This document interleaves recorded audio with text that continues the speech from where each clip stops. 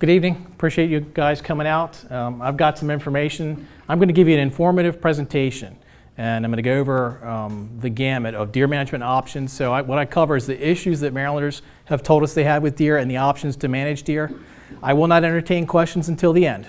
And the reason I do that is I've done this presentation probably 1,000 times, and I will probably answer most of your questions before I'm done. So if you'll bear with me, I'll go through the presentation and we can have a Q&A afterwards. With that being said, I'm going to step to the back because I think the acoustics will work better if I'm back there speaking forward, and you'll actually be able to hear me pretty well. So, as Rick said, I'm with the Maryland Department of Natural Resources. There are different agencies within the department, but I'm with the Wildlife and Heritage Service, specifically the Deer Project. We're responsible, if that's a phrase you want to coin, for managing white-tailed deer in the state in the best interest of Maryland's public, and that includes you guys, all the other people that have interest in white-tailed deer as well. So what I'll cover in this presentation: population dynamics, the birth rates and death rates of white-tailed deer. That's important to know whenever you're talking about a particular population of animals. In this case, white-tailed deer. That's very important to learning why we have an abundance of them. We'll look at the issues that people have with deer. They're termed deer-human conflicts. The challenges with managing deer under urban and suburban environments. The tools that are available to manage deer, or the options. What you can do on your particular property. As I mentioned, hold your answers till the end, and where to go from here. And I'll cover all this, and I'll try to go over it relatively quickly because I don't want to dwell on too much at one point. So white-tailed deer are abundant across the state, from the mountains to the ocean, and in particular in the metropolitan areas.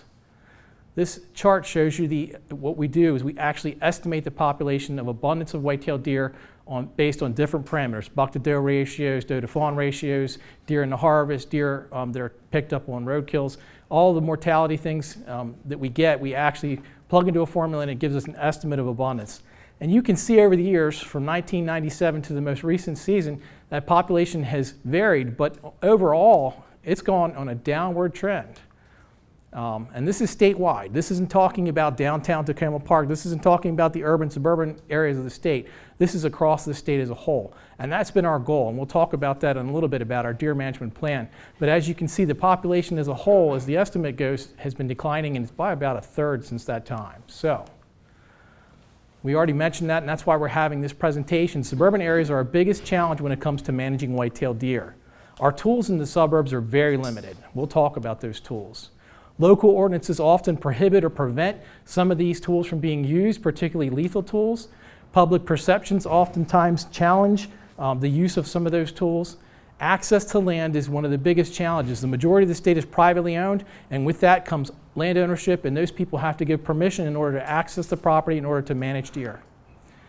And as I said previously, deer numbers are likely increasing in developed areas. Why do we say likely? Because we don't have a lot of data of deer populations in suburban and urban environments, because their tools are very limited, survey methods are limited, staffing and money, of course, is limited. So in the suburbs, we have reduced mortality of white-tailed deer. Those deer live throughout their lifespan, in many cases, right where they were born or nearby where they were born. They live a longer lifespan because they have some protection, and they have a really much easier living than their counterparts out in the wild parts of the state. They have improved reproductive success, and as I mentioned, we have a limited data set on data. So, white-tailed deer survivors. They adapted, they've evolved as prey for mountain lions, wolves, and man. Native Americans hunted white-tailed deer year-round. European Americans came, they hunted white-tailed deer year-round. And as a result, these animals had become very adept at eluding predators. They've got great eyesight, mostly nighttime vision, great hearing, and a great sense of smell. In the suburbs, their survival has improved. They have reduced predation. There's very few predators in the suburban environment. They're either reduced or absent. There's very little human-induced mortality, and suburban vehicle mortality is probably the highest mortality factor that affects deer in suburban environments. This screen shows you a very small woodlot with a bunch of deer. This is an urban suburban environment. It's a woodlot right next to a suburb. I believe it was in the state of Maryland. I can't swear to that. As it is, reproductive rates in white-tailed deer. Deer are polygamous. One male will service multiple females, which obviously when white-tailed deer are during the rut, the breeding season, the males just get to breed one time a year. They're trying to sow their seed with as many females as they can to try to make sure their genetics, their genes get passed on. In some cases, multiple paternity is common. Females will often breed with multiple males. They'll have offspring in the same litter, for lack of a better term, with different males. So you may have a female with twins and triplets. They could all be by different fathers. Sterilizing local males is considered ineffective. I'll talk about that in more detail. And fertility control programs target the females because they're the reproductive segment of the population. It's not uncommon in urban and suburban environments to have does, females with triplets. Twinning is the most common thing that you're going to find with white-tailed deer. A doe, an adult doe in good condition generally has twins. In great condition, she'll have triplets. Fawns, these fawns right here, actually probably 2/3 of those fawns are going to become physically mature by this winter. These are ones born this summer. They're going to get physically mature and sexually mature by this winter, and 2 of those 3 are probably going to be bred at some point during the winter. And then come next spring, those fawns are going to give birth to fawns of their own. That gives you kind of an idea of the reproductive capacity of the herd. So, gestation takes 200 days. So they're bred in the fall, October, November, December. 200 days later, roughly 7 months, the fawns are born. Those fawns are born in the summertime to take advantage of, one, abundant forage for the does so they can produce milk, and then abundant forage for the fawns for them to get as much vegetation and as much of that as they can so they can fatten up themselves and take in the nutrition and grow and get themselves ready for the winter. This cycle repeats itself. The deer population continues. In suburban environments, deer can live 15 years or older, and they can reproduce throughout most of that time frame. Here's a real-life example. This was actually research done on white-tailed deer. Whitetails have been studied probably more than any other wild animal. In Michigan, a place called the George Reserve, it was an 1,100-acre parcel, completely fenced, completely devoid of deer. Some researchers said, let's put some deer in here and see how the population goes. So they put 2 bucks and 4 does, and they introduced them into the pen. 7 years later, they had 212 deer in the pen. Now they thought, well, maybe this is a fluke. We're going to replicate this particular experiment. We're going to take all the deer out. We're going to do it again. We're going to put 2 more does, 2 more bucks, 4 more does in there. 7 years later, 222 deer. So it wasn't a fluke. You can see by this chart that population growth was really almost exponential within that particular confine. And deer have a high reproductive potential. Basically, and we hear this a lot from the public and mimics what we're seeing in that bottom chart, I lived here 7 years ago and I didn't see a single deer, and then a couple deer moved in. And now we've got deer all over, and that's kind of the theme that I've been hearing. I've been working for the state for 27 years. I've been working these deer projects since the year 2000, and I hear this more than anything, is that deer numbers are increasing, particularly in the suburbs. So, deer are born, they live their lifespan, and then something kills deer. So there are factors called mortality factors that reduce and control deer populations. One category to try to lump things together is other mortality, and I'll talk about that. Deer are subject to injuries and accidents, particularly in suburban environments. We talked about deer vehicle accidents. They also have accidents running into pools, running into buildings, breaking their legs, hitting railroad tracks, all kinds of things like that. They are a wild animal, so it does occur. So those things do kill some white-tailed deer. Also, some diseases do affect white-tailed deer, and specifically in Maryland, hemorrhagic disease, a disease that occurs in the summertime in white-tailed deer, and then a bunch of factors that we all actually term winter stress combined in situations where the winter affects deer, and there are some others. Untold numbers of deer succumb to that. And predation. Maryland is home to coyotes, black bears, bobcats, and I put dogs in there for the simple fact that, to give you a comparison, prior to when these species started to come back in the state of Maryland, people had dogs and they would just let them run loose. There were no leash laws. Back in that time period, white-tailed deer were getting, they were getting succumbed by winter stress, a lot of deep winter snows. And because of that deep winter snow, deer would crawl across the snow and their hooves would punch through the snow, and these dogs would come and basically attack them while they were on top of the snow. So at that point in time, what thing that happened was that the department started to monitor that situation and make rules to prevent dogs from going out and running willy-nilly and chasing wildlife.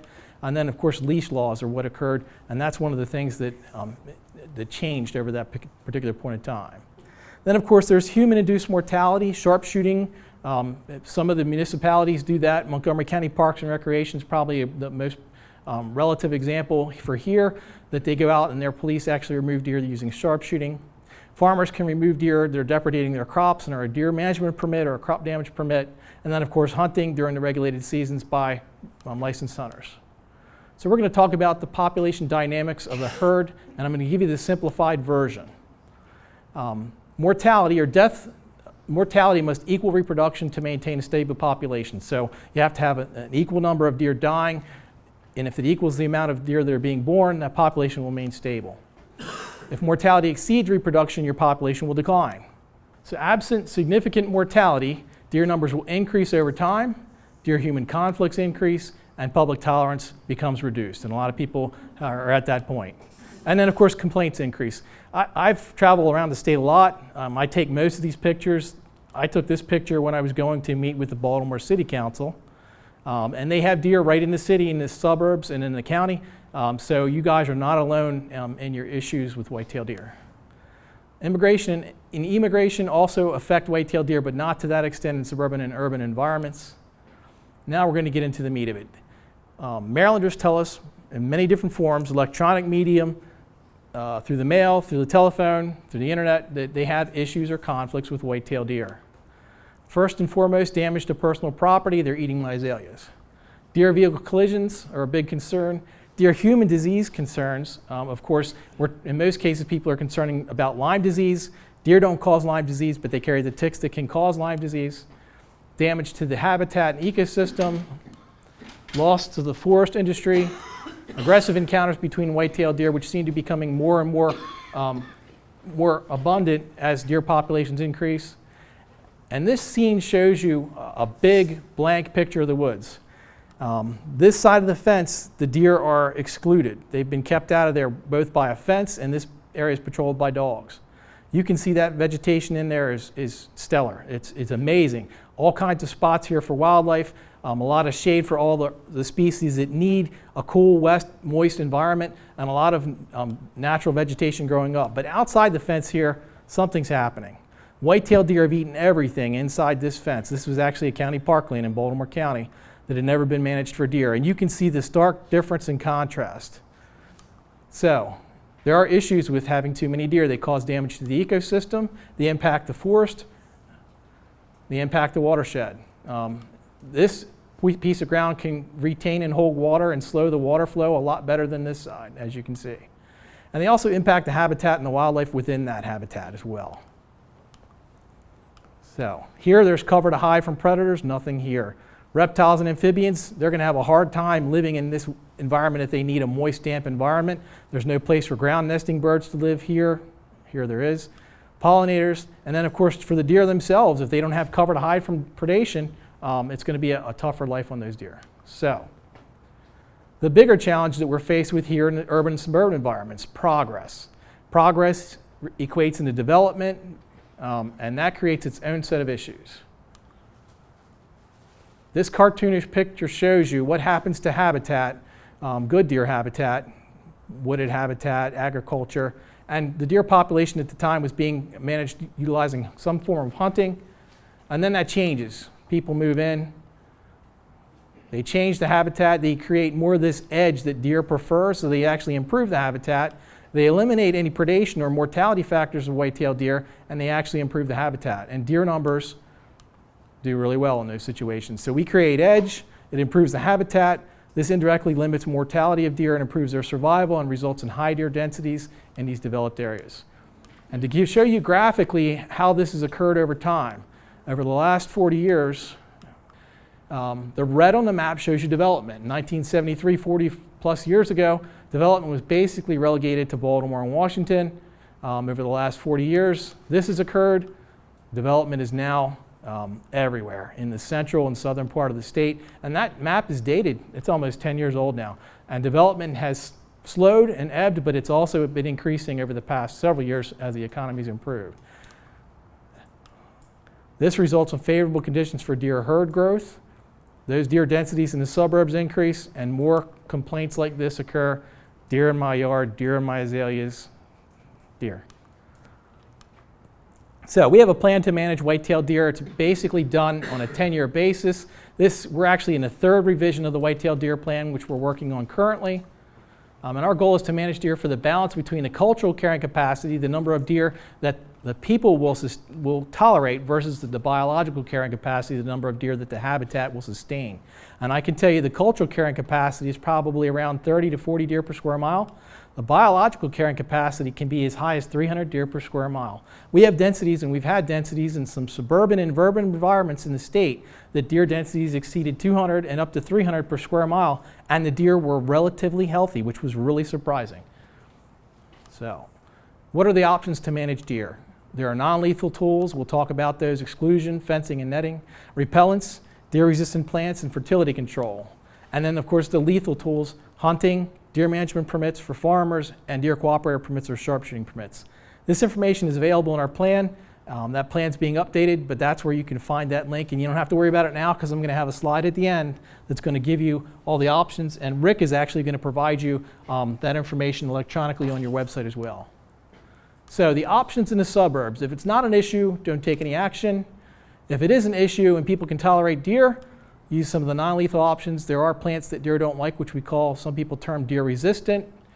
There's deterrents that scare away deer, repellents that deer don't like so much. Excluding them is probably your best measure, like fencing, and then fertility control. And we'll get into more detail on those. And then, of course, even in the suburbs, believe it or not, some communities are utilizing hunters. Archery hunting is becoming more popular in suburban environments. In a parkland setting or a military base or a place that has to be strictly managed, you can utilize hunting under a managed regime. And then last but not least, utilizing qualified individuals such as police, sharpshooters to remove deer from parklands and county properties. Are there other options? Every time I give this presentation, someone says, "George, you forgot something." Well, I don't think I have, but we're going to go over them here now. Below, we're going to go over what are considered non-options. Reintroducing mountain lions and wolves is not an option. You folks chuckle, but people always say, well, they do in Yellowstone. Well, that's Yellowstone, it's not Takoma Park. Trapping and moving deer elsewhere is not an option for a couple reasons. Trapping and handling deer, those deer still see us as predators. When we capture them, dart them, capture them, those animals, they think that they're being handled by a predator. They stress. It may not be immediate that those animals have issues, but it can happen either immediately through a stroke or a heart attack, because those animals just can't handle the fact that they're being handled by a predator, or it happens later in that something called capture myopathy. The accumulated toxins that occur from the stress of being captured cause organ tissue damage, damage to the liver, damage to the heart muscle, and the animal can basically flounder, and days, weeks, months later can die from capture myopathy, to the point where it's inhumane to do that in some deer, and deer in particular. Also, deer carry diseases: Lyme disease, chronic wasting disease, hemorrhagic disease. If you move deer, you're not just moving a deer, you're moving all the biological package, everything that's in and outside of the animal, from where you caught it to that new place, and that's illegal in the state of Maryland because we cannot allow the movement of deer for those disease purposes. Poisoning deer is not an option. It's been suggested. And non-approved deer fertility control drugs. And I'm going to talk about the approved ones, but people often spout about these drugs that are not approved. They've been used for research, and believe it or not, we've approved a lot of stuff for research, but only one drug has been approved for fertility control in deer in Maryland, and I'll talk about that now. So, deer-resistant plants. I put those in parentheses because truly deer will eat anything. There's nothing deer-resistant. There is there's a preference that deer have. Think about a child. You give him a bowl of ice cream and you give him a bowl of liver. What's the kid going to go to? He's going to probably go to the ice cream. White-tailed deer have preferences the same way. They like certain plants and they will eat those first, and then they'll eat the stuff they like less, and then less and less and less until it's all gone. So early on in the spring, they've got an abundance of plants that eat the really tasty stuff, the ice cream. Later in the fall, when stuff starts to disappear, or in the winter, whenever stuff is virtually gone, they're basically going to eat the liver. They're going to do that because that's their order of preference. So there are plants that you can plant that deer will avoid, but there's very little that they won't eat. Deterrents, scare devices, repellents, and exclusion. These are probably the most practical methods in the situation of suburban settings. I live in the rural part of the state, and we use all this stuff on our property. In addition to that, of course, there's deer fertility control drugs. Goanacon is the only approved deer fertility control drug at this point in Maryland and then by the federal government. And I mentioned that again, Goanacon is the only one approved for wild free-ranging deer. And then, of course, sterilization, where you actually either remove the female's ovaries or you tie her tubes, or you castrate the buck, and we'll talk about that a little bit more. So here are some of those plants that we talked about, and these are plants that deer damage frequently. If you've planted any of these, you probably have realized some deer damage. Deer really like them. They're very available, they're relatively inexpensive, but deer like them. In contrast, these are plants that deer don't like quite as much. And this information is available in the Maryland Cooperative Extension Service Fact Sheet 655. That information will be at the end as well, along with a bunch of other stuff that you'll get. So, even species that are less preferred will be browsed if deer are hungry enough. What do I mean by hungry enough? Not just wintertime, but if there's an overabundance of deer, they're all competing for the ice cream. They eat all the ice cream, then they're going to start competing for, the liver. Just to give it a perspective. So they're going to start eating stuff they don't like. In this particular case, holly. It's tough, it's leathery, it's hard to digest, and it has prickles on it. And deer actually do eat it when they're hungry enough. What we recommend is planting something they really don't like and they have a hard time digesting. And some of these plants, and I've used this personally, deer will leave it alone. They won't even touch it because it's got a lot of prickles on it. It's really dry, it's really coarse, and it's really difficult for these animals to take a bite of this stuff.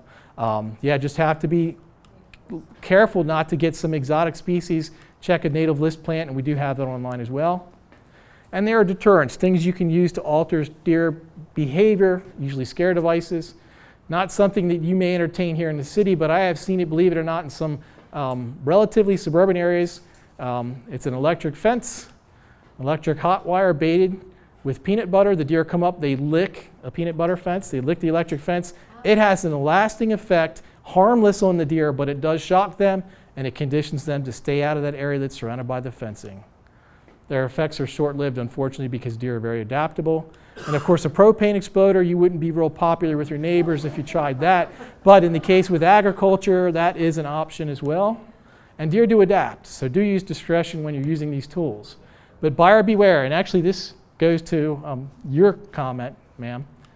We talked about using a sprayer. And there are devices out there that have an electronic eye or infrared eye, and when the animal comes by, it squirts a blast of water. That may work originally, but what ends up happening is the deer realize there's no bite to that bark, and then they just go on with it and they'll avoid the sprayer. I would imagine on a really hot day they might even come out and utilize that to cool off.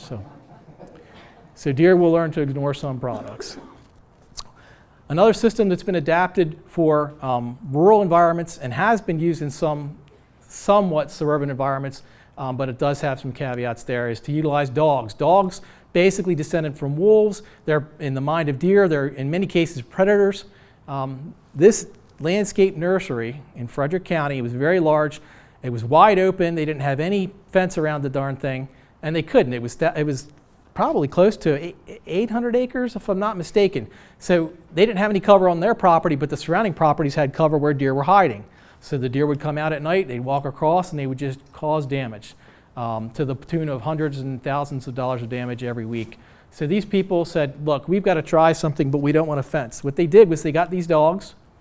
They utilized a wireless fence around the perimeter of the property that contains the dogs, and they've got these dogs that are highly motivated to chase the deer. When the dogs chase the deer out and they get too close to the wire, these things beep. If they get right on the wire, it gives them a mild electric shock, and those dogs learn to not run off after deer in all known parts, and it keeps the deer out, and it's been very effective. And there actually is, believe it or not, a system that does that for agriculture, and I've seen this for use in not really suburban, ex-urban areas. So the dogs are trained to chase the deer. They're contained by a shock collar, and it can be very effective. But again, dogs out there 24/7 need 24/7 care, vet care, food, water, and dogs barking at all hours are probably going to get you in trouble with your neighbors. So, repellents, and I've used a lot of these. I can't make a recommendation, but the stuff that comes from Walmart right now is working pretty well for me. And there are limitations, though. You spray this stuff on your plants, they either have a bad smell or a bad taste or a combination of both. But when food is not available, when deer can't get to anything that they prefer or not prefer, they may even be tempted to eat stuff that's been treated. And deer do adapt. This deer didn't even wait for the plants to go in the ground before it started snacking. So exclusion, we say, and I like to use this term, it's the most effective non-lethal method because it's there 24/7. It's going to keep deer out. If it's properly maintained and properly anchored, it's going to keep deer out. But you need a significant type of fencing. We use fencing and netting ourselves, tree shelters, and plastic mesh on my property alone. And I didn't draw these, but they actually do depict, it looks like my property. I use that exact kind of fencing around my garden, so it's a 7.5 foot fencing, netting around our landscaping, cages around our fruit trees, and it works. It keeps those deer out, but they are persistent. So physical protection may be necessary in some cases, and I found that it's necessary in my case. So, fertility control. Maryland's public would love to not have to kill any deer, but they realize that you have to control deer numbers somehow, and these deer are going to reproduce annually, so you can use a fertility control method to do that. It does require attracting, capturing, handling, and treating deer, and the majority of the does in the population need treated. At least 80 to 90% of that herd needs treated to get that population down over a relatively long period, relatively moderate period of time. The expense in doing this particular project lies with capturing deer. You need biologists to capture the deer. They have to be proficient in using dart guns and drugs, and those costs are borne by the community. Requests are reviewed by us on a case-by-case basis, and we have permitted this fertility control to be used in the state. Removing the female's ovaries or spaying has been approved, and that's the most effective method because it's one and done. You've already going to handle this animal, remove its ovaries, and it can no longer reproduce. Or you can utilize a chemical contraceptive, immunocontraceptive. Gonacon has to be applied basically every 2 to 5 years, depending on the individual deer, and it has a much lower success rate. Ovarectomies are probably 95 to 100%. Gonacon probably somewhere around the realm of 80% success. And licensed individuals called deer cooperators can do fertility control for our community if that's what they want to do. Fertility control is most practical for fenced populations of deer where you can't have ingress and egress, where deer can't come and go at will, or island populations for that very same reason. It's most practical where you have a herd that's already at low deer density. I'll give you an example and I'll talk about it a little bit later, but if you have 5 deer per square mile, which everybody seems to be relatively comfortable with, and you treat them, you can do pretty well to keep that population under control if you treat the majority of that herd. If you're treating 100 deer per square mile, you're still going to have 100 deer per square mile until those animals die, which could be 15 years or more, and if you don't have any other issues. So that's why I say high density herds can be an issue. So Gonacon, developed by USDA right here in Maryland. It's the only approved fertility control drug for deer in Maryland. Hand-injectable pesticide, so that each animal has to be hand captured, hand injected, and then ear tagged. It is a restricted use pesticide. That's the easiest way to license it that we found was to do it, call it a pesticide. And a deer cooperator permit's required. It's got approval from the EPA, works for multiple years, and we were the first state to approve of it in Maryland. So deer must be marked. Any animal that's been marked and treated with any kind of chemicals must be marked, and the majority of those need treated. Retreatment is necessary. We've found that some of the deer that we treated in these field trials would be infertile for a period of 2 years to 5 years. Some does, it didn't take at all. Even though they were treated, it didn't take, and they were still reproducing. So there are some limitations. Then there's surgical sterilization, removing the ovaries or tying their tubes. Tubal ligation is problematic. If you just cut the tubes and cauterize them, occasionally those tubes will grow back together, and you'll have females that were treated that end up having offspring. If you remove the ovaries, that can't happen. So that's why I say permanent when it comes to ovarectomies, mostly permanent with tubal ligation, case-by-case basis. Licensed deer cooperators can do this sort of thing. A veterinarian must perform the surgeries. Deer must be marked, and the majority of those need treated. So, application of fertility control. Where has this been done? Well, I'll give you some areas where it's been done in the state and our neighbors. So, we've kind of gone over this, but some of the methods that can be used to capture deer, you can dart them remotely with a dart gun. You can drop nets on them. You can trap them in something called a clover trap, rocket nets, and others. When they're treated, usually through sterilization or ovarectomies, or immunocontraceptive, we recommend that they apply an antibiotic because capture and handling of deer is very stressful. I mentioned that when we were trapping deer back in the early days, a lot of those deer had issues because of the stress of capture. Antibiotics can help prevent that. Marking and tagging animals, reverse the drugs, and release the animals on site. So where has it been done? New York gets a lot of praise for that. Cornell campus has done quite a bit, and there's actually some literature on that as well. Long Island, Hudson, New York, they've done some research. Fairfax, Virginia, right across the river, they're spaying deer. That's a very low deer density population. That deer density is probably 3 to 7 deer per square mile, and they're doing it at the time that they should versus letting that population get to 100 to 200 to 300 per square mile. And then here in Maryland, what's been done? Gaithersburg, originally PZP and Spayvac were used at NIST. They discontinued those drugs, and they've actually, starting in 2015, 2016, they started sterilizing deer, and that continues to date. Silver Spring, Gonacon, that's where we did the field trials for Gonacon. Right up the road, the NIH, well, I'm going to talk about NIH, but Silver Spring, this is a federal FDA property where we did Gonacon. Northeast, another field trial on Gonacon. Phoenix, Maryland, that community is spaying deer, and they're still doing that. Bethesda, NIH, again, these are areas where it's being done currently in the state. So, a lot of press on giving deer vasectomies. I'll talk about that because it has become a hot issue. Still requires handling, capture, surgery, and marking and release. Cost is similar to other methods.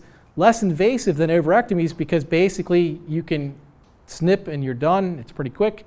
But again, some mortalities do occur because these animals are being handled by, in their minds, a predator. Majority of bucks need treated. One buck can impregnate multiple does. So if you don't get all the bucks in a population, there are some other guys out there willing to do the job. And as I mentioned, multiple paternity is common. And bucks have a much larger home range. In the fall of the year, they will wander, they will quadruple, they will amplify their home range so they can get as many females pregnant to sow their seed. So, antlered bucks are easy to ID, juvenile bucks are not, and I'll show you a photo of that. And antlered bucks can be difficult to capture. As I mentioned, they have a much larger home range, so they move a lot. And females, if you're only treating the males, you still have females coming into estrus or heat, and they're attracting bucks from the neighboring properties. The joke is that whenever all these guys are out to war, the young studs are going to come over and find the young ladies. So that's what's been happening in some of these trials as well.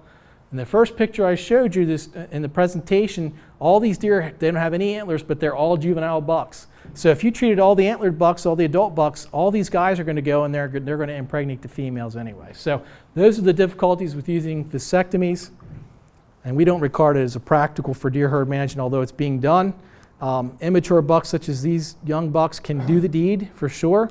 To give you an example, I think it was in Mississippi State, they had 30-some deer in a pen, 37 deer in a pen. They thought they had all females in the pen. They didn't want any reproduction, so they took all the antler males out. One lucky button buck was in that pen, and he impregnated all the females in that pen.